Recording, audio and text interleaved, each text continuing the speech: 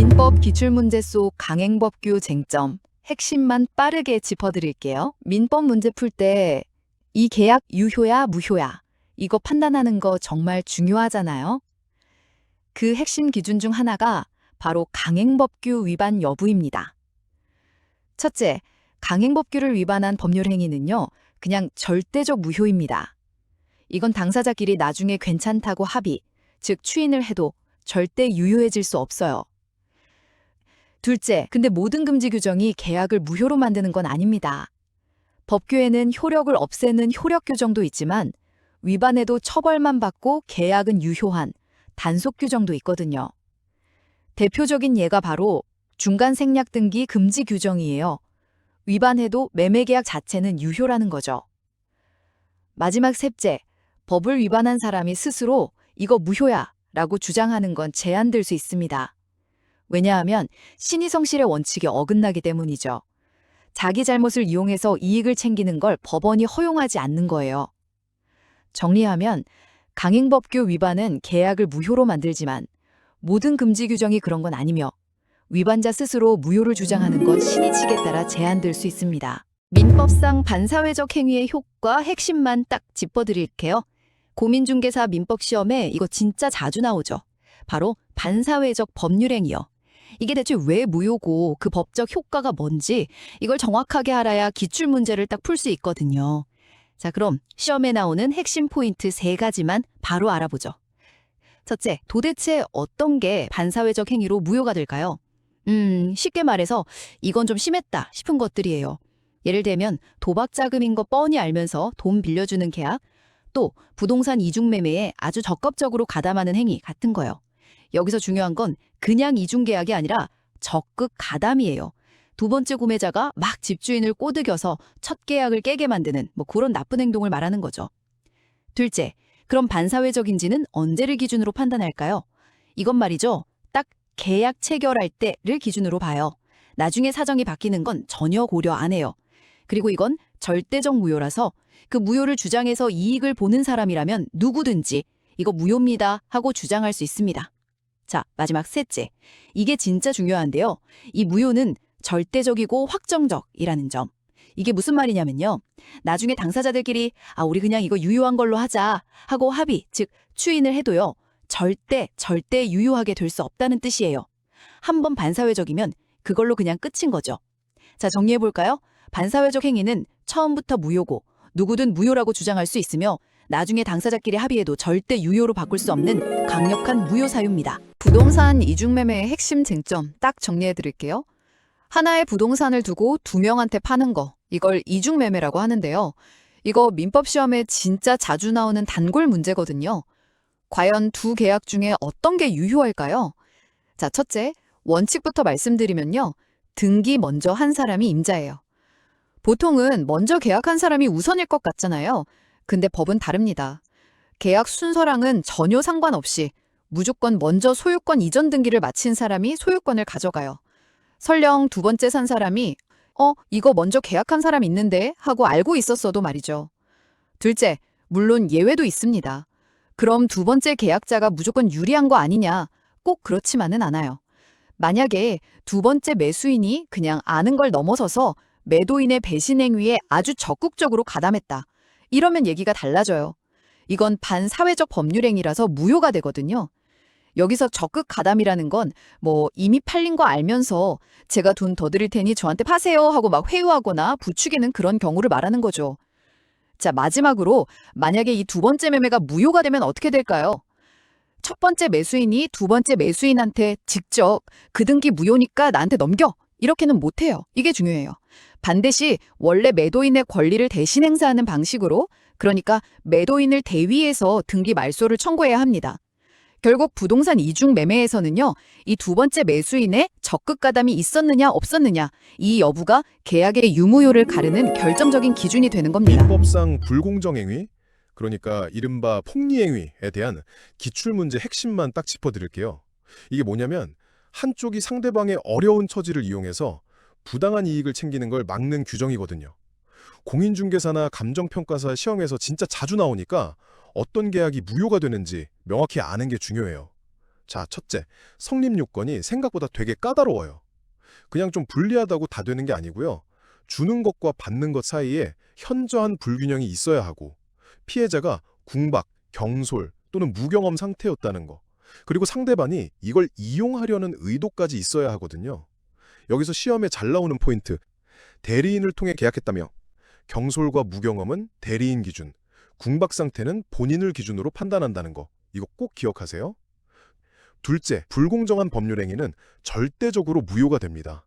이게 무슨 말이냐면 나중에 당사자끼리 괜찮아, 그냥 이 계약 유효한 걸로 하자, 이렇게 합의, 즉 추인을 해도 절대 효력이 안 생겨요. 다만 예외적으로 무효 행위의 전환이라고 해서 다른 유효한 계약으로 바꿔주는 건 가능할 수도 있습니다. 마지막으로 이게 적용 안 되는 경우가 있어요. 대표적인 게 바로 경매입니다. 법원을 통해 이루어지는 경매 절차에는 이 규정이 아예 적용되지 않아요. 그러니까 시가보다 엄청 싸게 낙찰받았다고 해도 무효 주장은 못하는 거죠. 또 대가 없이 그냥 주는 증여나 기부 같은 무상행위도 당연히 해당이 안 되겠죠. 결론적으로 불공정 행위는 유권이 까다롭지만 일단 인정되면 추인으로도 되돌릴 수 없는 절대적 무효고, 특히 경매에는 적용되지 않는다는 점이 핵심입니다. 자, 민법 시험 단골 문제죠? 법률 행위의 효력. 핵심만 빠르게 짚어드릴게요. 공인중개사 시험 같은 거 보면은요, 이 계약, 유효, 무효, 아니면 취소, 묻는 지문들, 진짜 헷갈리잖아요. 근데 이 세 가지만 딱 구분해도 문제 풀기가 훨씬 쉬워집니다. 첫째, 아예 처음부터 무효인 절대적 무효입니다. 예를 들어 부동산 이중매매에 막 적극적으로 가담했다거나 이런 것처럼 사회 질서에 어긋나는 계약 말이에요. 이게 중요한 게 뭐냐면 나중에 당사자들이 우리 그냥 이거 유효한 걸로 하자고 합의를 해도 절대 효력이 안 생겨요. 한번 무효는 그냥 영원히 무효인 거죠. 둘째, 일단은 유효하지만 취소할 수 있는 계약이에요. 사기나 협박으로 맺은 계약 같은 거죠. 취소하기 전까진 유효해요. 근데 취소하면 처음부터 없었던 일이 되는 겁니다. 여기서 진짜 핵심, 바로 법정 추인인데요. 내가 취소할 수 있는 걸 알든 모르든 계약 내용을 이행해버리면 그 순간 이 계약 인정하는 거구나 하고 봐서 더는 취소할 수가 없게 됩니다. 마지막 셋째, 조건 때문에 계약 전체가 무효가 되는 경우예요. 이게 무슨 말이냐면 계약에 붙은 조건 자체가 반사회적이면 조건만 무효가 아니라 계약 전체가 그냥 싹 다 무효가 된다는 겁니다. 예를 들어 부첩 관계를 끝내는 조건으로 조건이 잘못됐으니까 증여계약 자체가 무효인 거죠. 조건이랑 계약은 절대 분리할 수 없어요. 결국 법률행위의 효력은 그 행위가 사회적으로 타당한지 그리고 당사자의 의사가 명확한지에 따라 결정되는 겁니다. 자, 오늘은 민법상 비진위 표시에 대한 핵심만 간단히 정리해 드릴게요. 이게 뭐냐면요, 농담으로 2차 너 가져 했는데 친구가 진짜로 가져가려 하는 그런 상황이에요. 이렇게 속마음과 말이 다른 의사표시를 말하는데 시험에 정말 자주 나옵니다. 첫째, 원칙과 예외를 딱 기억해야 합니다. 내가 한 말은요, 진심이 아니었더라도 원칙적으로는 효력이 있어요. 유효하다는 거죠. 하지만 예외가 있습니다. 상대방이 내 말이 진심이 아니란 걸 알았거나 또는 알 수 있었을 경우에는 무효가 됩니다. 물론 상대방이 알았다는 건 무효를 주장하는 쪽이 증명해야 하고요. 둘째, 선의의 제3자는 보호됩니다. 설령 우리 사이의 계약이 무효가 되더라도 그 사실을 전혀 몰란 제3자에게는 대항할 수 없다는 뜻이에요. 여기서 정말 중요한 시험 포인트. 이 제3자는 선의이기만 하면 되고 과실이 있었더라도 보호받는다는 거, 이거 꼭 기억해 두세요. 마지막으로 실제 사례를 보면 더 쉬워요. 회사의 강요로 어쩔 수 없이 낸 사직서는 비진위 표시에 해당해서 무효가 될 수 있습니다. 하지만 친구 대출을 위해 내 명의를 빌려주는 행위는 채무를 지겠다는 진의가 있는 거라서 비진위 표시가 아니라고 봐요. 결론적으로 비진위 표시는 원칙적으로 유효하지만 상대방이 알았는지 그리고 선의의 제3자가 있는지에 따라 그 효력이 완전히 달라집니다. 통정 허위 표시 기출문제의 핵심 쟁점들 지금부터 딱 정리해 드릴게요. 자, 통정 허위 표시가 뭐냐면요, 상대방이랑 짜고서 거짓으로 의사 표시를 하는 거예요. 예를 들어 채권자가 강제 집행할 것 같으니까 친구랑 짜고서 부동산을 판 것처럼 가짜로 꾸미는 경우죠. 이게 왜 중요하냐면 법률행위의 효력이랑 선의의 제3자 보호 문제가 얽혀 있어서 시험에 정말 자주 나오는 아주 중요한 부분입니다. 첫째, 당사자 사이에서는 이 계약 언제나 무효입니다. 서로 짜고 한 거짓말이니까 법적으로 아무런 효력이 없는 거죠. 근데 여기서 중요한 포인트는요, 이게 불법 언인급여에 해당하지는 않는다는 거예요. 그래서 가짜로 부동산을 넘겨준 사람도 그 계약 무효야라고 주장하면서 부동산을 돌려달라고 요구할 수 있습니다. 둘째, 이 사실을 몰랐던 선의의 제3자에게는 무효라고 주장할 수가 없어요. 만약에 그 가짜로 부동산을 산 친구가 이 사실을 전혀 모르는 다른 사람에게 부동산을 팔아버렸다. 그럼 원래 주인은 그 사람한테 가서 집을 돌려달라고 할 수가 없습니다. 시험에선 바로 이 지점이 핵심인데요. 제3자에게 약간의 과실이 있더라도 선의이기만 하면 무조건 보호됩니다. 셋째, 이건 반사회 질서 법률 행위와는 구별된다는 점이에요. 강제 집행을 피하려는 목적이 비난받을 만하긴 해도 우리 판례는 이걸 사회 전체의 질서를 해치는 행위로는 보지 않거든요. 그래서 무효의 근거가 민법 제103조가 아니라 제108조 통정허위 표시 규정이 적용되는 겁니다. 결론적으로 통정허위 표시는 당사자가 내는 무효지만 그 사실을 몰랐던 제3자는 아주 확실하게 보호한다는 것이 핵심입니다. 민법 시험에 진짜 자주 나오는 착오 쟁점, 제가 핵심만 딱 정리해 드릴게요. 계약서에 도장을 꽝 찍었어요. 근데 나중에 보니까 와, 이거 정말 큰 실수를 한 거예요. 어떡하죠? 이 계약 과연 없던 일로 할 수 있을까요? 바로 이 착오 문제가 계약의 효력을 결정하는 아주 중요한 쟁점입니다. 첫째, 착오를 이유로 계약을 취소하려면요, 두 가지 핵심 요건을 반드시 충족해야 합니다. 우선 그 실수가 계약 내용의 중요 부분에 관한 것이어야 해요. 예를 들면 토지의 현황을 잘못 달았다. 이건 중요 부분이 맞아요. 근데 뭐 시세나 면적을 살짝 잘못 알았다. 이런 건 보통 중요 부분으로 안 봅니다. 그리고 또 하나, 의사표시를 한 사람한테 중대한 과실이 없어야 돼요. 그러니까 너무 큰 잘못이 있었다면 원칙적으로는 취소할 수 없다는 거죠. 둘째, 그럼 착오로 계약이 취소되면 그 효과는 어떨까요? 그 계약은 소급해서, 그러니까 처음부터 그냥 없었던 일이 됩니다. 근데 여기서 정말 중요한 게 있어요. 계약이 유효한 줄 알고 새로운 이해관계를 맺은 사람, 바로 선의의 제3자는 보호를 받습니다. 이 사람한테는 계약 취소의 효과를 주장할 수가 없어요. 일종의 거래 안전장치라고 보시면 돼요. 마지막으로 아까 중대한 과실이 있으면 취소 못한다고 했잖아요. 근데 예외가 있습니다. 만약에 상대방이 내 착오를 알면서도 이걸 이용했다. 이럴 땐 나한테 중대한 과실이 있었더라도 계약을 취소할 수 있게 해줍니다. 또 상대방 때문에 내가 착오에 빠진 경우도 마찬가지예요. 결론적으로 착오로 인한 계약 취소는 중요 부분의 실수에 대한 구제책이지만 자신의 중대한 과실이 없어야 하고 선의의 제3자는 보호된다는 점, 이걸 꼭 기억하셔야 합니다. 민법 시험의 단골 출제 포인트죠. 사기 강박에 의한 의사표시에 대해 핵심만 빠르게 정리해 드릴게요. 공인중개사 민법 시험은요, 반복 출제되는 지문이 많아서 핵심 쟁점을 정확히 아는 게 진짜 중요한데요. 오늘은 바로 이 사기 강박 파트에서 꼭 알아야 할 기출 지문 3가지만 딱 짚어보겠습니다. 첫째, 사기나 강박을 당해 계약했다면 그건 무효가 아니라 취소할 수 있다는 점이에요. 이게 무슨 말이냐면 계약이 자동으로 없어지는 게 아니라는 거죠. 취소를 해야만 계약이 처음부터 효력이 없어지는 겁니다. 사기당했다는 이유만으로 저절로 무효가 되는 게 아니라는 점 꼭 기억해 두세요. 둘째, 계약 상대방이 아닌 제3자가 사기나 강박을 한 경우. 와, 이거 시험에 정말 자주 나옵니다. 이때는 계약 상대방이 그 사실을 알았거나 알 수 있었을 경우에만 계약을 취소할 수 있어요. 근데 여기서 아주 중요한 예외가 있죠. 사기를 친 사람이 상대방의 대리인이라면 이건 제3자 사기가 아닙니다. 그래서 상대방이 몰랐다 하더라도 우리는 언제든지 계약을 취소할 수 있습니다. 마지막으로 셋째, 취소하기 전에 새로운 거래가 생긴 경우입니다. 예를 들어 사기로 부동산을 산 사람이 그 사실을 전혀 모르는 다른 사람, 그러니까 선의의 제3자에게 팔았다면요. 원래 주인은 그 새로운 주인에게 부동산을 돌려달라고 할 수가 없어요. 우리 법은 아무것도 모르고 거래한 선의의 제3자를 보호하기 때문이죠.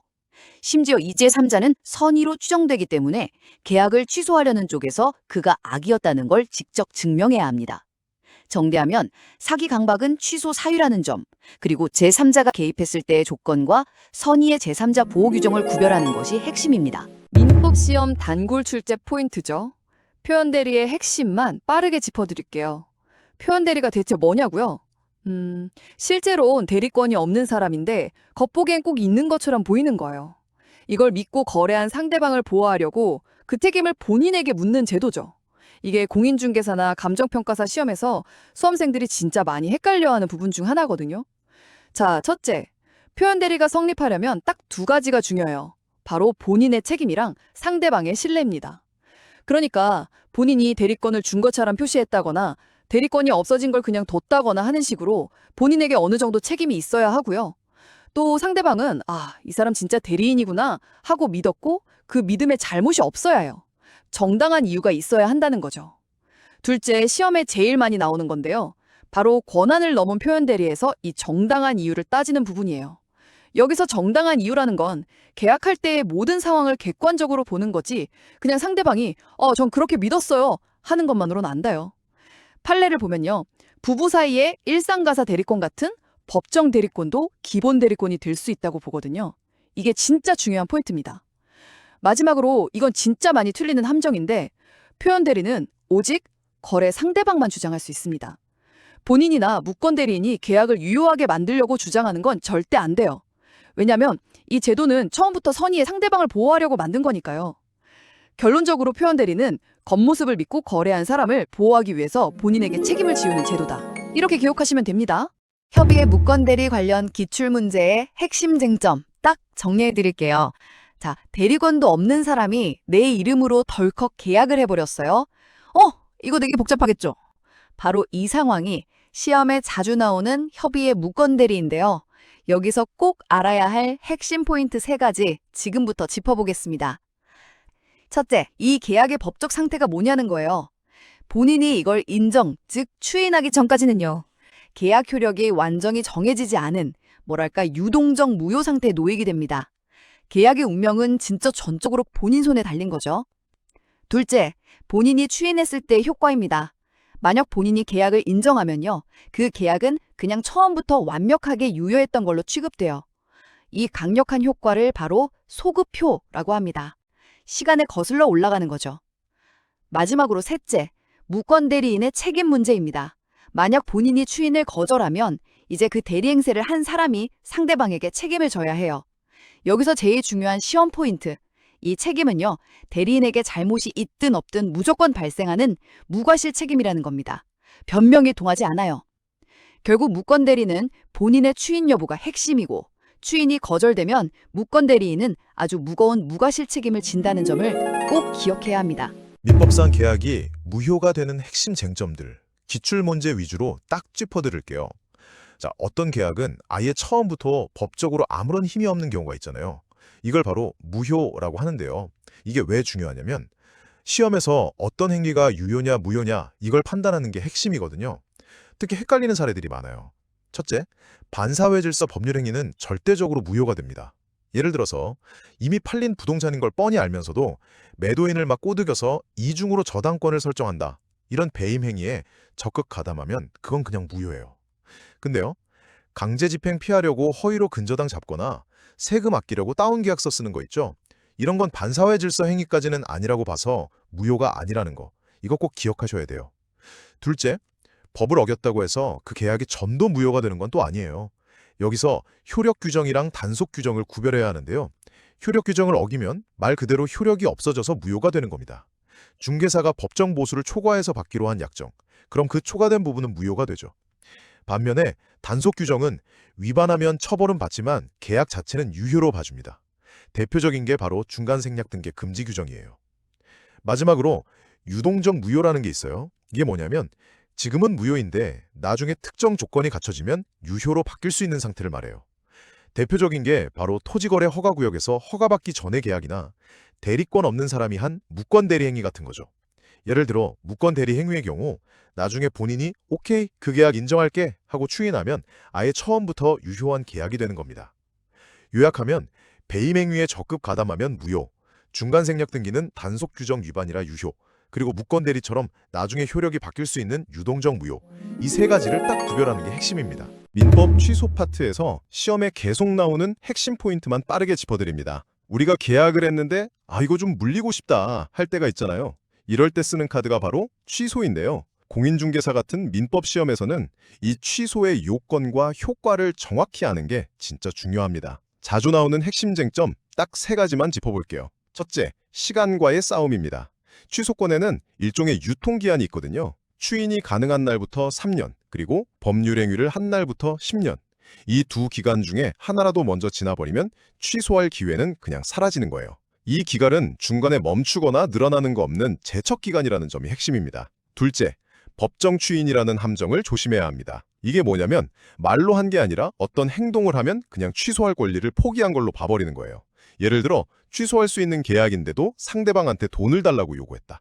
그럼 그 순간 이미 계약을 인정한 셈이 돼서 다시는 취소할 수 없게 됩니다. 마지막 셋째, 취소 이후의 결과입니다.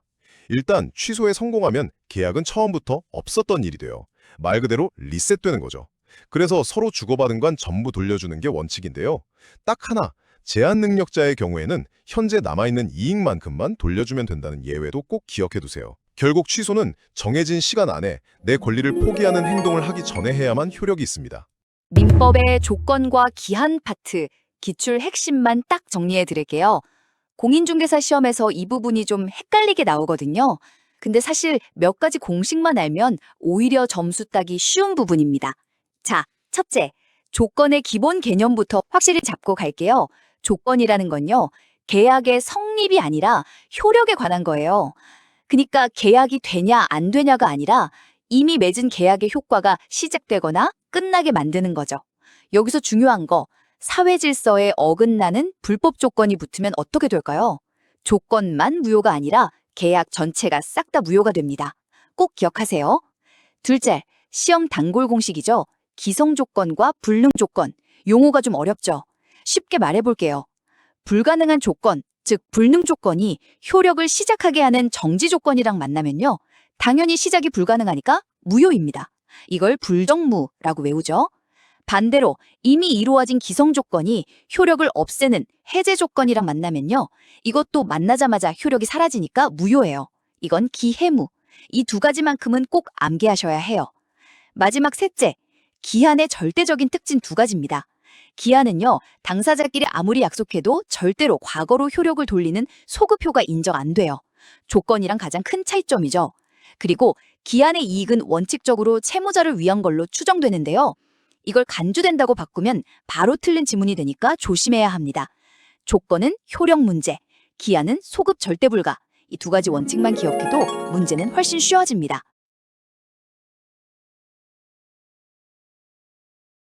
물권적 청구권 관련 민법 기출 핵심 포인트 지금 바로 알려드릴게요. 물권적 청구권이라는 게 뭐냐면요, 소유권 같은 내 물건이 침해당했을 때 그 방해를 싹 없애고 원래 상태로 돌려달라고 요구하는 권리예요. 이게 민법 시험에선 진짜 단골 출제 포인트거든요. 자, 첫째, 청구 상대방은요, 바로 현재 내 권리를 침해하고 있는 사람이어야 해요. 이게 핵심이에요. 과거의 점유자 안 되고요, 그냥 점유를 보조하는 사람 역시 안 돼요. 예를 들어볼까요? 남의 땅에 무단으로 건물을 지었어요. 그럼 실제 거기 사는 사람이 아니라 그 건물 소유자한테 청구해야 하는 거죠. 둘째, 청구 내용은 크게 세 가지로 나눌 수 있어요. 물건 돌려달라는 반환 청구, 방해 좀 없애달라는 방해 제거 청구, 그리고 아예 방해를 막아달라는 방해 예방 청구. 아까 두 무단 건물 같은 경우엔 건물 철거하고 토지 돌려주세요라고 요구할 수 있는데, 이게 바로 대표적인 방해 제거 청구의 예시가 되는 거고요. 마지막으로 이건 진짜 중요한데요, 물권적 청구권은 소유권이랑 운명을 같이 해요. 그래서 소유권을 넘기면 이 청구권도 같이 싹 넘어가고, 반대로 소유권을 잃으면 더 이상 행사할 수가 없게 되는 거죠. 그리고 방해물 제거하는 비용, 그건 원칙적으로 현재 권리를 침해하고 있는 상대방이 부담해야 합니다. 결론적으로 물권적 청구권은 누가 누구에게 그리고 무엇을 청구할 수 있는지를 정확하게 파악하는 게 핵심이라고 할 수 있겠습니다. 부동산 물권 변동과 등기에 대한 핵심 쟁점을 정리해드립니다. 우리가 부동산 거래할 때 계약만으로 끝나는 게 아니잖아요. 등기까지 맞춰야 비로소 내 것이 되는데, 이 등기를 둘러싼 복잡한 법적 쟁점들, 이게 또 시험에 단골로 나오거든요. 핵심만 빠르게 한번 짚어볼게요. 첫째, 부동산 물권 변동은 등기해야 효력이 생깁니다. 이게 민법 제186조의 대원칙이죠. 예를 들어서 부동산 공유자 중 한 명이 나 내 지분 포기할래 라고 의사를 표시해도요, 다른 공유자한테 등기를 딱 이전해줘야만 법적으로 효력이 발생한다는 거예요. 둘째, 등기는 권리의 발생 요건이지 존속 요건은 아닙니다. 이게 무슨 말이냐면, 만약에 누군가 실수로 아니면 불법적으로 내 소유권 등기를 그냥 지워버렸어요. 그래도 내 소유권은 사라지지 않는다는 뜻이에요. 왜냐면 등기 기록보다 실제 권리 관계가 우선하거든요. 셋째, 바로 중간 생략 등기인데요. 이게 좀 재밌어요. A가 B에게, B가 C에게 부동산을 팔았는데 등기는 A한테서 C로 바로 넘어가는 경우를 말하는 건데요. 이거 사실 부동산 등기 특별조치법 위반이라 처벌 대상입니다. 그런데 판례는요, 당사자 전원이 합의했고 최종적으로 실체 권리 관계랑 일치한다면 그 등기 자체는 유효하다고 봐요. 결국 부동산 물권 변동은 등기라는 공시 방법을 거쳐야 하고, 그 유효성은 최종 실체 권리 관계와 부합하는지가 핵심인 거죠. 점유자와 회복자의 관계, 민법에서 정말 중요한 이 쟁점 딱 짚어드릴게요. 자, 이런 거 한번 생각해 볼까요? 남의 땅인 줄 전혀 모르고 농사를 지었는데 어느 날 진짜 주인이 나타난 거예요. 그럼 그동안 번 돈이나 뭐 손해본 건 어떻게 해야 할까요? 이게 각종 시험에 진짜 자주 나오거든요. 핵심 규칙 3가지만 딱 기억하시면 돼요. 첫째, 그동안 얻은 이익, 그러니까 과실은 누가 가질까요? 여기서 제일 중요한 건 점유자가 선의였냐 아니냐예요. 즉, 자기 땅이라고 진심으로 믿었냐는 거죠. 만약 그랬다면 그동안 얻은 과실은 가질 수 있습니다. 법이 그 믿음을 보호해 주는 거거든요. 근데 이거 내 땅 아닌데? 하고 알면서 점유했다면 그 과실에 이자까지 쳐서 돌려줘야 합니다. 둘째, 만약에 점유하던 물건이 망가지거나 훼손되면 책임은 누가 질까요? 이때는 점유자가 선의였는지, 그리고 자주점유, 즉 소유의 의사로 점유했는지가 기준이 돼요. 이 2가지를 다 충족하면 손해가 생겼더라도 지금 남아있는 이익 한도 내에서만 책임지면 됩니다. 하지만 악의의 점유자거나 그냥 잠깐 빌려 쓴 거였다면 손해 전부를 물어줘야 해요. 마지막으로 점유자가 그 물건에 쓴 돈, 이거 돌려받을 수 있을까요? 물건 보존에 꼭 필요했던 필요비는요, 선이든 악이든 상관없이 청구할 수 있어요. 하지만 물건의 가치를 높인 유익비는 선의의 점유자만, 그것도 가치 증가가 지금도 남아있을 때 회복자의 선택에 따라서 청구할 수 있습니다. 결국 점유자의 선의, 악의 여부, 바로 이 마음이 과실, 손해배상, 비용 문제까지 모든 법률관계의 방향을 결정짓는 핵심 열쇠인 거죠. 소유권 파트, 시험에 꼭 나오는 핵심만 빠르게 짚어드릴게요. 공인중개사나 감정평가사 시험 준비하시는 분들, 민법 소유권 파트가 합격을 좌우하잖아요. 기출 문제들을 보니까요, 꼭 나오는데 자주 틀리는 포인트가 딱 3가지 있더라고요. 첫째, 물권적 청구권의 주체와 상대방입니다. 쉽게 말해 현재 소유자가 현재 점유하는 사람에게만 권리를 행사할 수 있다는 거죠. 예를 들어 남의 땅에 무단으로 지은 미등기 건물을 산 사람이 있다면요, 등기를 안 했어도 토지 소유자는 바로 그 사람에게 철거를 요구할 수 있습니다. 둘째는 공동소유, 특히 공유관계예요. 공유물을 임대하는 것 같은 관리 행위는 지분 과반수면 되지만 아예 팔거나 건물을 새로 짓는 처분, 변경은 전원 동의가 필수입니다. 만약 과반수 지분권자가 혼자 임대를 줬다면 소수 지분권자는 임차인에게 나가라고 할 수는 없어요. 대신 자기 지분만큼의 월세를 부당이득으로 청구할 수는 있죠. 마지막으로 점유취득 시효인데요. 20년간 평온하게 부동산을 점유해서 소유권을 취득할 때 핵심은 등기 청구를 시효가 완성된 그 시점에 소유자에게 해야 한다는 겁니다. 만약 시효 완성 후에 주인이 바뀌었다면 원칙적으로는 새 주인에게 취득 시효를 주장할 수 없어요. 결국 소유권 문제의 핵심은 현재 권리자가 누구고 그 권리를 누구에게 행사해야 하는지를 정확히 파악하는 겁니다. 자, 공동소유의 핵심 쟁점이죠. 공유, 총유, 합유에 대한 기출문제 깔끔하게 정리해드릴게요. 여러 사람이 하나의 물건을 함께 소유하는 방식, 바로 공유, 합유, 총유가 있는데요. 이게 권리 행사 방식이 정말 미묘하게 달라서요. 민법 시험에서 수험생들을 혼동시키려고 내는 단골 출제 포인트거든요. 첫째, 핵심적인 차이는 바로 지분을 자유롭게 처분할 수 있느냐 이겁니다. 공유는 가장 개인주의적인 형태라서 각자 자기 지분을 다른 공유자 동의 없이도 자유롭게 팔 수 있어요. 반면에 합유는 동업관계를 생각하시면 돼요. 지분은 있지만 전원의 동의 없이는 절대 처분 못하고요. 그리고 총유는 아예 개인 지분이라는 개념 자체가 없습니다. 딱 종중이나 교회 재산 같은 거죠. 둘째, 재산의 관리나 처분 방법도 당연히 다릅니다. 공유물의 관리는 지분 과반수로 결정하는데 만약에 부동산 전체를 팔겠다 이러면 전원의 동의가 필요해요. 합유는 어떠냐고요? 관리든 처분이든 무조건 합유자 전원의 동의를 받아야 합니다. 그리고 총유는 사원총회의 결의를 통해 결정하고요. 마지막으로 공통점도 하나 기억해 두셔야 해요. 예를 들어 누가 우리 재산을 훼손하거나 무단으로 점유했을 때 이걸 막는 보존행위 있잖아요.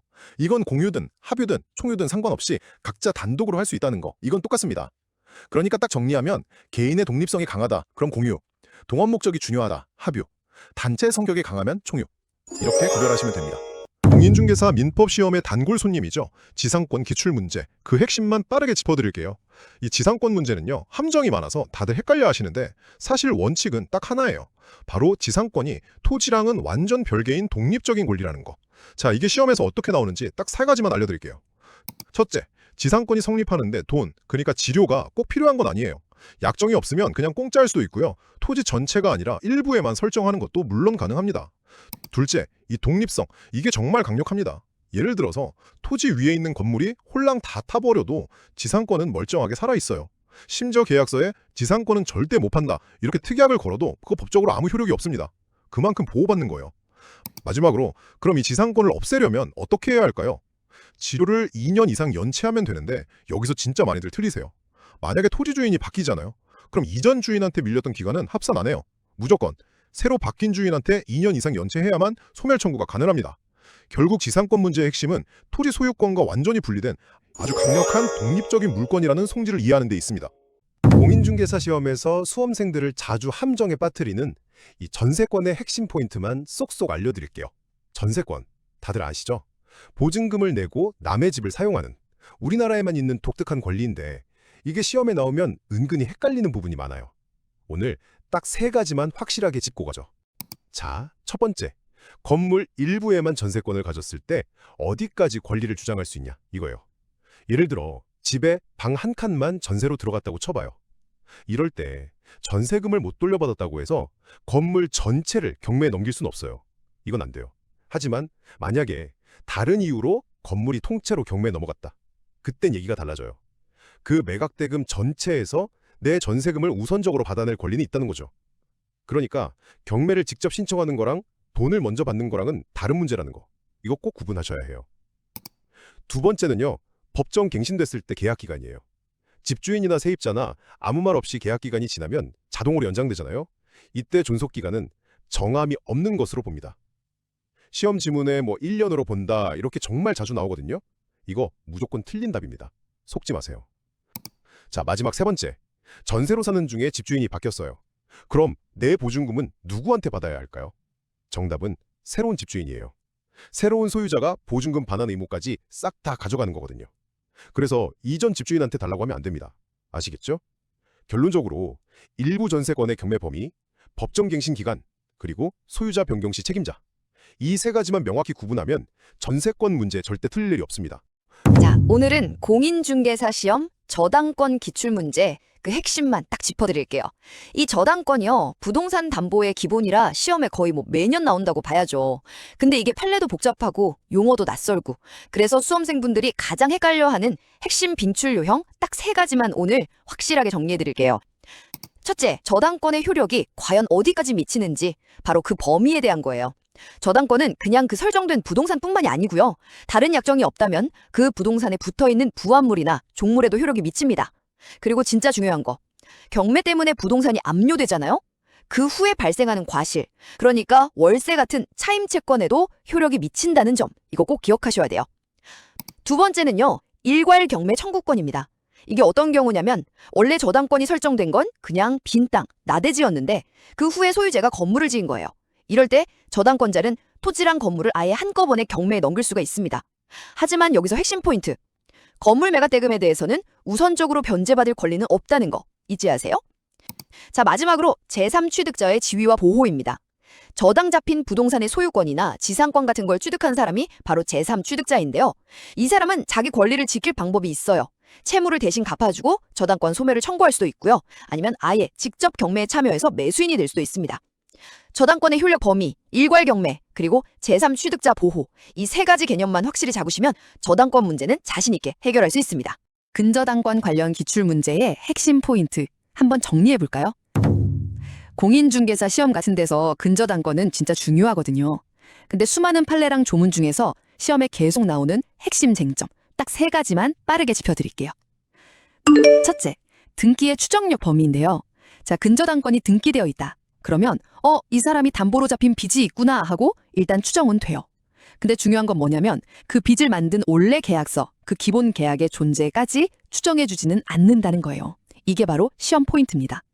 둘째, 빚 갚는 거랑 등기 말소하는 거, 이 둘의 관계예요. 이거 동시에 해야 하는 거 아니야? 이렇게 생각하기 쉽지만 절대 아니에요. 빚을 갚는 게 무조건 먼저. 선이행 의무라고 하죠. 변제가 다 끝나야 그때 가서 등기 말소해달라고 청구할 수 있는 겁니다. 마지막으로 허위 근저당권 문제. 강제 집행을 피하려고 실제로는 빚도 없는데 가짜로 근저당권을 설정하는 경우가 있거든요. 이런 건 사회질서에 어긋나는 행위로 봐서요. 법적으로 그냥 절대적 무효입니다. 처음부터 없었던 일이 되는 거죠. 자, 결론적으로 근저당권 문제의 핵심은 추정력의 한계, 채무 변제의 우선순위, 그리고 반사회적 법률 행위의 무효 여부를 정확히 구별하는 것입니다. 계약 성립 관련 기출문제 속 핵심 쟁점들 지금 바로 정리해드릴게요. 자, 계약은 청약이랑 승낙, 이 2가지 의사표시가 딱 합쳐져야 성립되잖아요. 근데 기출문제들을 보면요, 계약이 정확히 언제 효력을 갖게 되는지, 또 그 과정에서 문제가 생겼을 때 어떻게 되는지 바로 이 지점을 집중적으로 물어봅니다. 첫째, 계약 성립의 결정적인 순간은 바로 도달주의 원칙이에요. 이게 뭐냐면요. 승낙의 의사표시를 보냈을 때가 아니라 상대방한테 도달했을 때 계약이 성립한다는 거죠. 예를 들어 내가 승낙 편지를 보내고 나서 사망했더라도 그 편지가 상대방에게 제대로 도착만 했다면 계약은 유효하게 성립되는 겁니다. 둘째, 의사와 표시가 어긋났을 땐 계약 효력이 달라질 수 있어요. 만약 착오가 있었다면 법률행위의 중요 부분에 대한 착오여야만 계약을 취소할 수 있습니다. 그냥 물건 시세를 좀 잘못 알았다. 이런 건 중요 부분의 착오가 아니라는 게 판례 입장이라 취소가 어렵죠. 물론 사기나 강박에 의한 계약은 취소할 수 있고요. 셋째, 계약금 계약에선 이행의 착수 시점이 정말 중요합니다. 한쪽이 이행에 착수하기 전까진 계약금을 포기하거나 2배로 돌려주고 계약을 해지할 수 있잖아요. 근데 여기서 핵심은 특별한 약정이 없다면 정해진 날짜 전이라도 중도금을 지급하는 식으로 이행에 착수할 수 있다는 거예요. 일단 이행에 착수하면 상대방은 계약금만으론 계약을 해지할 수 없게 됩니다. 결론적으로 계약 성립 기출 문제의 핵심은 의사표시의 도달 시점, 그리고 일단 성립된 계약을 무효로 만들 수 있는 구체적인 조건들을 정확히 아는 겁니다. 계약 해제 관련 기출 문제의 핵심 포인트만 간단하게 짚어드릴게요. 민법 시험에서 계약의 해제 파트는요, 어떤 상황에서 또 어떻게 계약 관계를 끝낼 수 있는지 이걸 묻는 정말 단골 출제 영역이에요. 첫째, 해제권의 법적 성격은 형성권이라는 점. 이게 무슨 말이냐면 상대방 동의 없이 그냥 권리자의 일방적인 의사표시만으로 법률 효과가 바로 생기는 권리라는 뜻이에요. 즉, 합의가 아니라 한쪽의 통보만으로 효력이 생긴다는 거죠. 아주 기본적인 개념이지만 중요합니다. 둘째, 계약금을 이용한 해제는 이행 착수 전까지만 가능하다는 거. 이게 기출문제에서 가장 자주 나오는 부분인데요. 매수인이 중도금을 지급하는 것처럼 당사자 중 한 명이라도 계약 이행에 착수했다. 그러면 다른 쪽은 더 이상 계약금 포기나 2배 반환으로 계약을 해제할 수가 없게 됩니다. 마지막으로 이행기 전 이행 착수도 유효하다는 점이에요. 만약 당사자들 사이에 이행기 전에는 이행에 착수하지 않는다, 이런 특별한 약정이 없다면 잔금일 같은 정해진 날짜 전이라도 중도금을 미리 줄 수 있거든요. 그리고 이렇게 미리 이행에 착수해버리면 상대방의 계약금 해제권은 소멸됩니다. 결국 계약 해제 문제의 핵심은 해지할 수 있는 권리가 언제까지 유효한지를 정확하게 판단하는 데 있습니다. 동시이행 항변권에 대한 기출문제의 핵심 쟁점 아주 빠르게 정리해드릴게요. 자, 계약을 했는데 상대방이 약속을 안 지킬 때 그럼 저도 그냥 제 의무부터 해야 할까요? 아니죠. 바로 이럴 때 우리를 지켜주는 게 동시이행 항변권입니다. 아주 간단해요. 네가 해야 나도 한다. 이 공평의 원칙을 법으로 딱 보장해주는 거죠. 핵심은 딱 2가지인데요. 첫째, 두 의무가 같은 계약에서 나왔는지를 봐야 합니다. 이게 좀 헷갈릴 수 있는데 예를 들어 임차인이 가게를 비워줘야 할 의무랑 임대인이 권리금 회수를 방해해서 생긴 손해배상 의무는요, 뿌리가 달라요. 가게 비워주는 건 임대차 계약 때문이지만 손해배상은 법률 위반 때문이거든요. 그러니까 이건 동시이행 관계가 아니라는 거죠. 둘째, 이 권리는 내 의무의 소멸시효를 멈추는 아주 강력한 방패가 됩니다. 무슨 말이냐면 상대방이 자기 할 일을 안 하고 있는 동안에는요, 내 의무의 유통기한, 즉 소멸시효 시계가 아예 멈춰버려요. 상대방 때문에 내 권리가 사라지는 억울한 일을 막아준다는 겁니다. 결국 동시이행관계를 판단할 땐 이 2가지, 동일한 계약에서 비롯된 채무인지 그리고 내 권리를 지키는 방패가 되는지를 따져보는 게 핵심입니다. 위험부담과 후발적 불능에 대한 핵심 쟁점, 기출문제 중심으로 정리해드립니다. 자, 상상해보세요. 부동산 매매 계약을 딱 했는데 잔금 치르기 전에 갑자기 지진으로 건물이 무너지거나 정부에 싹 수용돼 버렸어요. 그럼 어떡하죠? 이렇게 계약하고 나서 이행이 불가능해진 걸 후발적 불능이라고 하거든요. 이때 생기는 손실, 이걸 누가 책임지느냐가 바로 위험부담의 핵심 문제입니다. 첫째, 가장 중요한 건 누구 잘못인가? 이걸 따지는 거예요. 만약에 집을 판 사람, 그러니까 채무자 잘못으로 불이 났다. 그럼 이건 그냥 채무불이행, 손해배상 문제로 가는 거고요. 하지만 지진이나 국가 수용처럼 양쪽 다 잘못이 없을 때 바로 이때 위험부담 문제가 시작되는 겁니다. 둘째, 그럼 원칙은 뭐냐? 위험은 파는 사람, 즉 채무자가 부담합니다. 이걸 채무자 위험부담주의라고 하죠. 그러니까 누구 잘못도 없이 건물이 사라졌으면 매도인은 매수인한테 돈 달라고 할 수 없어요. 만약 받은 계약금이 있다, 당연히 돌려줘야 하고요. 마지막으로 예외가 있어요. 이번엔 사는 사람, 즉 채권자가 위험을 부담하는 경우인데요. 어떤 때냐면 매수인 과실로 건물이 홀라당 타버렸거나 아니면 정당한 이유 없이 인수하는 걸 미루다가, 그러니까 수령 지체 중에 문제가 터졌을 때예요. 이런 경우에는 매도인이 매수인한테 여전히 대금을 청구할 수 있습니다. 결국 핵심은 이겁니다. 계약 이행이 불가능해졌을 때 누구의 잘못도 없다면 손실은 파는 사람이 떠안는 게 원칙이지만 사는 사람의 책임이 있다면 그 결과는 완전히 뒤바뀝니다. 계약금 계약 관련해서 시험에 자주 나오는 핵심 포인트 지금부터 딱 짚어드릴게요. 우리가 부동산 계약할 때 계약금을 걸잖아요. 이게 사실상 어느 한쪽이 계약 이행을 시작하기 전까지는 계약을 자유롭게 취소할 수 있는 해약금 역할을 하거든요. 근데 여기서 진짜 중요한 게 뭐냐면 바로 그 이행의 착수 시점을 언제로 볼 거냐, 이게 시험에 정말 단골로 나온다는 거죠. 자, 그럼 핵심 포인트 3가지 바로 가볼까요? 첫째, 계약서에 잔금 지급일이 딱 정해져 있어도요, 그날까지 꼭 기다릴 필요가 없다는 겁니다. 특별한 약정이 없는 한 그 날짜보다 먼저 중도금을 주는 것도 유효한 이행의 착수로 인정돼요. 둘째, 이렇게 매수인이 중도금을 먼저 보내버리면 어떻게 될까요? 바로 그 순간 매도인은 계약금 2배를 돌려주면서 계약을 해지할 권리를 잃게 되는 거예요. 매수인에겐 계약을 확정짓는 아주 강력한 수가 되는 거죠. 마지막으로 만약 매도인 입장에서 이걸 막고 싶다면요. 방법은 하나뿐입니다. 계약서에 정해진 날짜 전에는 이행에 착수할 수 없다는 특약을 반드시 명시해야만 해요. 결국 계약의 운명은 달력에 적힌 날짜가 아니라 누가 먼저 행동하느냐에 달려있다는 점 꼭 기억하세요. 계약 해제 관련 기출문제 핵심 딱 정리해드릴게요. 민법 시험에서 계약 해제는 진짜 단골 손님이죠. 어떤 경우에 계약을 해제할 수 있는지, 그리고 해제하면 또 어떻게 되는지 이걸 주로 물어보거든요. 첫째, 최고가 필요한 경우랑 필요 없는 경우 이걸 딱 구분해야 돼요. 원칙은 상대방이 약속을 그냥 좀 늦추는 이행지체 상황에선 바로 해제는 안 되고 언제까지 꼭 하세요 하고 독촉, 즉 최고를 먼저 해야 합니다. 근데 만약에 상대방 잘못으로 아예 이행이 불가능해졌거나 나 그냥 안 할래 하고 이행을 거절했다면요. 굳이 기다릴 필요 없잖아요. 그땐 바로 해제할 수 있는 거죠. 이게 시험에 정말 잘 나와요. 둘째, 계약이 해제되면 모든 걸 없었던 일로 돌리는 겁니다. 이걸 원상회복 의무라고 하는데요. 여기서 핵심은 받은 돈이 있다면 원금만 덜렁 주면 안 되고 받은 날부터의 이자까지 쳐서 줘야 한다는 점이에요. 손해배상 청구는 물론 별도고요. 마지막으로 계약이 해제되기 전에 새로운 이해관계를 맺은 제3자는 보호받을 수 있습니다. 예를 들어 해제 사실을 모르고 이미 부동산 등기를 마친 새로운 매수인 같은 사람은 보호된다는 거죠. 하지만 그냥 계약상의 채권만 넘겨받은 사람은 보호 대상이 아닙니다. 결국 계약 해제의 핵심은 최고 여부, 원상 회복 시 이자 지급, 그리고 보호받는 제3자의 범위, 이 세 가지를 정확히 아는 것입니다. 자, 민법 매매계약 기출문제의 핵심만 아주 빠르게 짚어드릴게요. 공인중개사 자격시험에서요. 이 민법 매매계약 파트는 정말 중요하잖아요. 근데 나오는 포인트는 거의 정해져 있어요. 수험생들이 자주 헷갈리는 핵심만 딱 3가지로 정리해드릴게요. 첫째는 계약금의 성격이에요. 이게 중요한 게 계약금 계약은요. 돈이 전부 지급되어야만 성립하는 요물계약이라는 점이에요. 말로만 하는 건 소용없어요. 그리고 또 하나, 우리가 중도금 내기 전, 그러니까 이행에 착수하기 전까지는 계약금을 포기하고 계약을 해지할 수 있잖아요. 여기서 시험에 진짜 잘 나오는 판례가 있어요. 바로 토지거래 허가를 받았다고 해도 그건 아직 이행의 착수가 아니라는 겁니다. 그러니까 여전히 해제가 가능하다는 거죠. 둘째는 매도인의 담보 책임입니다. 이거는 판매자, 즉 매도인의 잘못이 없어도 발생하는 무과실 책임이라는 게 핵심이에요. 이게 무슨 말이냐면 예를 들어서 저당권이 실행되는 바람에 내가 산 집의 소유권을 잃게 됐어요. 그러면 구매자가 그 사실을 미리 알고 있었더라도 계약을 해지하고 손해배상까지 청구할 수 있다는 거예요. 시험 단골 출제 포인트니까 꼭 알아두셔야 해요. 마지막 셋째, 동시이행의 항변권입니다. 이건 아주 쉬워요. 네가 안 하면 나도 안 해. 이렇게 서로 버티는 권리라고 생각하시면 돼요. 판매자가 소유권 이전 서류를 안 주면 구매자는 잔금을 안 줘도 되는 거죠. 근데요, 모든 의무가 다 그런 건 아니에요. 시험에선 바로 이 예외를 보거든요. 토지거래 허가 신청에 협력할 의무랑 매매대금 지급 의무는 동시이행 관계가 아니라는 거, 이거 꼭 구별하셔야 합니다. 그러니까 이 3가지 개념만 확실히 잡아두시면 매매계약 문제의 절반은 푸신 겁니다. 임대차 관련 기출문제 핵심 딱 짚어드릴게요. 임대차 계약 사실 우리 생활이랑 정말 가깝잖아요. 근데 이게 시험에만 나오면 그렇게 헷갈리는 부분들이 많아요. 특히 임차인의 권리랑 의무, 이거 진짜 많이들 틀리시거든요. 자, 첫째, 보증금을 못 돌려받았다고 해서 집을 안 비워주면서 유치권을 행사할 수 있을까요? 정답은 아닙니다. 이게 진짜 많이들 헷갈려 하시는데 유치권은요, 그 건물 자체에 들어간 비용, 예를 들면 수리비나 인테리어 비용처럼 그런 물건에 관해 생긴 채권에만 인정돼요. 근데 보증금은 그게 아니잖아요. 건물에 쓴 돈이 아니니까 유치권 대상이 될 수가 없는 거죠. 둘째는 임차인의 아주 강력한 권리, 바로 매수 청구권이에요. 이게 왜 강력하냐면 임차인이 이거 살게요 하고 딱 청구하는 순간 임대인 생각은 전혀 상관없이 바로 매매 계약이 성립돼버려요. 와, 정말 대단하죠? 이렇게 일방적으로 계약을 만들어버리는 권리를 우리가 형성권이라고 부르는 겁니다.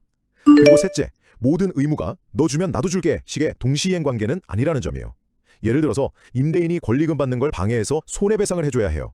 그렇다고 임차인이 손해배상 안 해주면 나도 가게 안 빼, 이렇게 할 수는 없다는 거죠. 왜냐? 건물 돌려주는 거랑 손해배상 받는 건 원인 자체가 아예 다르거든요. 그래서 동시이행이 아닌 거예요. 정리하자면 임대차에서는 유치권은 제한적이지만 매수 청구권은 아주 강력하고 또 모든 의무가 동시이행 관계는 아니라는 점, 이게 핵심입니다. 이번 시간에는 민사특별법, 그중에서도 주택임대차보호법 기출문제의 핵심만 빠르게 짚어보겠습니다.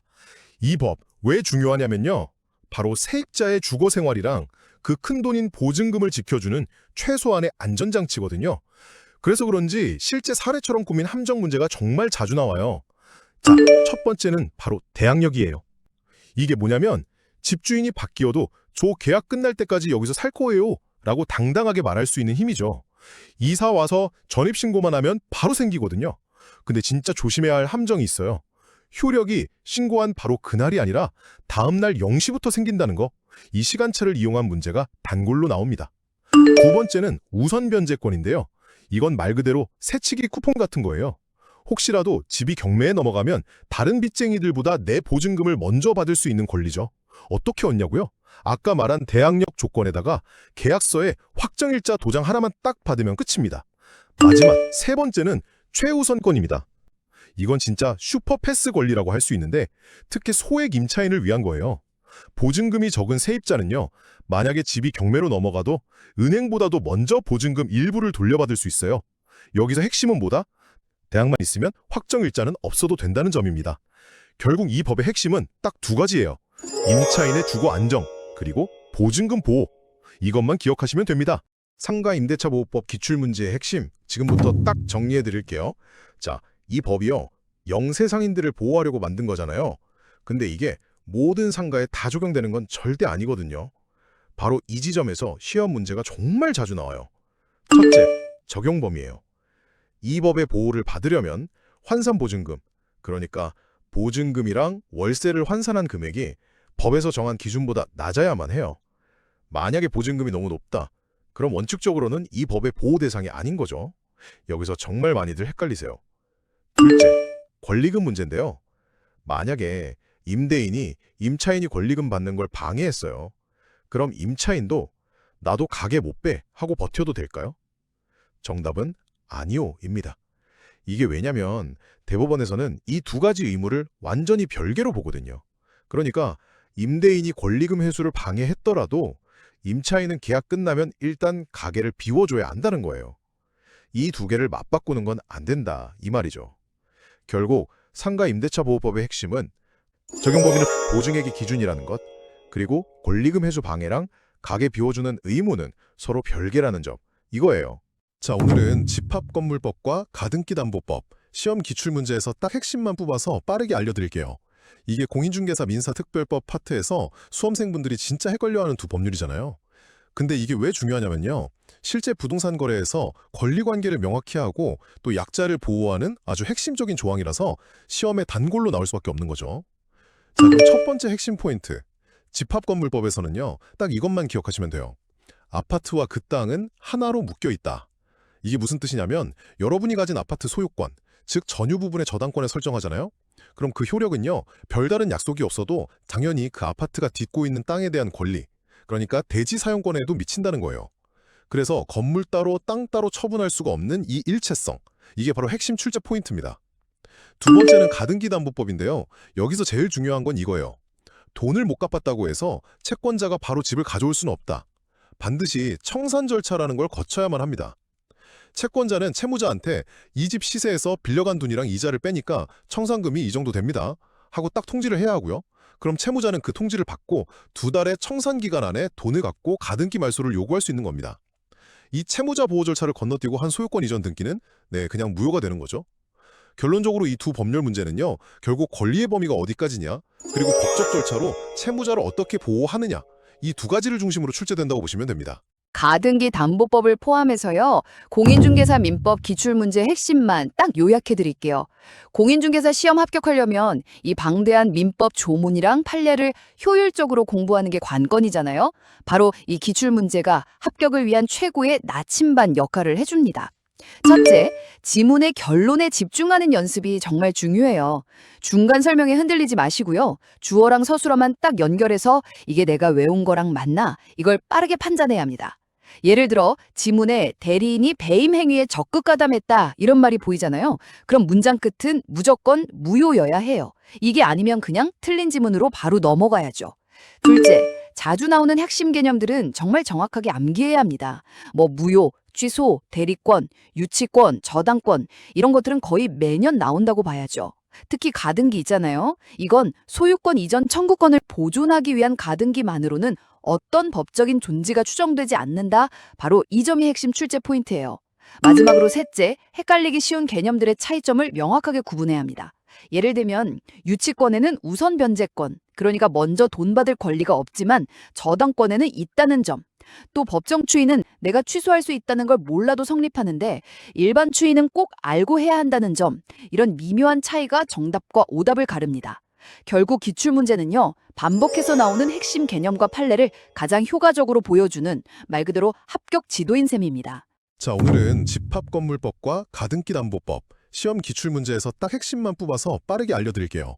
이게 공인중개사 민사특별법 파트에서 수험생분들이 진짜 헷갈려하는 두 법률이잖아요. 근데 이게 왜 중요하냐면요. 실제 부동산 거래에서 권리관계를 명확히 하고 또 약자를 보호하는 아주 핵심적인 조항이라서 시험에 단골로 나올 수밖에 없는 거죠. 자, 그럼 첫 번째 핵심 포인트. 집합건물법에서는요. 딱 이것만 기억하시면 돼요. 아파트와 그 땅은 하나로 묶여 있다.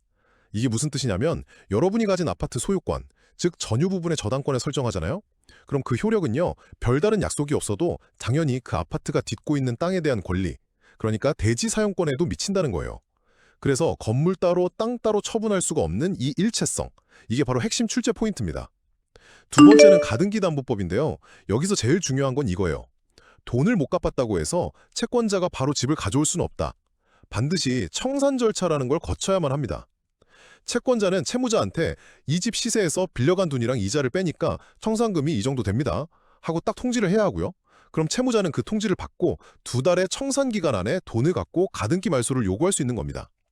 이 채무자 보호 절차를 건너뛰고 한 소유권 이전 등기는 그냥 무효가 되는 거죠. 결론적으로 이 두 법률 문제는요. 결국 권리의 범위가 어디까지냐, 그리고 법적 절차로 채무자를 어떻게 보호하느냐, 이 두 가지를 중심으로 출제된다고 보시면 됩니다. 부동산 실명법 핵심 기출 포인트 지금부터 딱 짚어드립니다. 이게 뭐냐면 다른 사람 이름 빌려서 부동산 등기하는 명의신탁을 금지하는 법이잖아요. 공인중개사 시험에서는요. 이 명의신탁 유형별로 법적 효력이 어떻게 다른지, 특히 제3자는 어떻게 보호되는지를 아주 콕 집어서 물어봅니다. 자, 첫째. 명의신탁 약정이랑 그 등기는요. 원칙적으로 둘 다 무효예요. 그러니까 법적으로 아무 힘이 없다는 거죠. 소유권은 당연히 명의를 빌려준 수탁자가 아니라 원래 주인한테 그대로 있는 거예요. 근데 여기서 진짜 중요한 게 만약에 수탁자가 이 부동산을 다른 사람한테 팔아버리면 이때는 그 제3자가 명의신탁인 걸 알았든 몰랐든 상관없이 무조건 소유권을 가져갑니다. 정말 강력하죠? 둘째, 중간생략형 명의신탁인데요. 이건 뭐냐면 실제 주인인 신탁자가 직접 매매 계약은 다 해놓고 등기만 수탁자 이름으로 바로 넘기는 거예요. 이 경우에도 수탁자 등기는 무효입니다. 그래서 신탁자는 원래 팔았던 사람, 즉 원매도자를 통해서 수탁자 등기를 말소해달라고 요구할 수 있습니다. 마지막 셋째, 계약명의 신탁입니다. 여기서 매도인이 이 사실을 알았느냐 몰랐느냐가 핵심이에요. 서양의 시자가 신탁자 돈으로 직접 계약해서 부동산을 사는 경우인데 만약 매도인이 명의신탁 사실을 전혀 몰랐다, 즉 선이었다면 수탁자 등기는 완전히 유효합니다. 수탁자가 진짜 주인이 되는 거죠. 그럼 원래 주인인 신탁자는 어떡하냐고요? 아쉽지만 부동산 자체가 아니라 자기가 줬던 돈만 돌려달라고 할 수 있어요. 결론적으로 부동산 명의신탁은 당사자 사이에서는 무효일지 몰라도 거래에 얽힌 제3자의 권리는 정말 강력하게 보호한다는 점, 이게 핵심입니다.